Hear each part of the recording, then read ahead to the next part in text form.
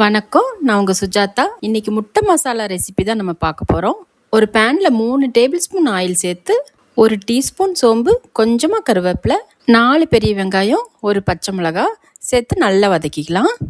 வெங்காயம் நல்லா வதங்கினதும் 1 டேபிள் ஸ்பூன் இஞ்சி பூண்டு பேஸ்ட் சேர்த்து நல்லா வதக்கிக்கலாம். இது கூட அரைச்சி வச்ச 3 தக்காளி சேர்த்து நல்லா வதக்கிக்கலாம். பாருங்க, தக்காளி இந்த அளவு வதங்கி வந்ததுக்கு அப்புறமா 1/4 டீஸ்பூன் மஞ்சத்தூள், 1 டீஸ்பூன் தனி மிளகாய் தூள், 1 டீஸ்பூன் தனியாத்தூள், 2 டேபிள் ஸ்பூன் முட்டை மசாலா சேர்த்து கலந்து விட்டுருங்க.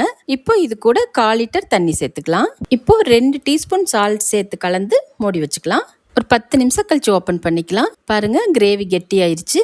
இப்போ நம்ம முட்டையை சேர்த்துடலாம். நான் ஒரு 5 முட்டை வேக வச்சு 2ஆ கட் பண்ணி வச்சிருக்கேன். நீங்க முழுசா கூட சேர்த்துக்கலாம். இதை நல்லா கலந்து மல்லித்தலை தூவி ஆஃப் பண்ணிருங்க. அவ்வளோதாங்க, முட்டை மசாலா இப்போ சூப்பராக ரெடி ஆயிடுச்சு. இந்த மசாலா தோசை, சப்பாத்தி, சாதம் எல்லாத்துக்கூடையுமே வச்சு சாப்பிட சூப்பராக இருக்கும். இந்த மாதிரி வீடியோஸ் பார்க்க சுஜாதா கிச்சனை ஃபாலோ பண்ணிக்கோங்க.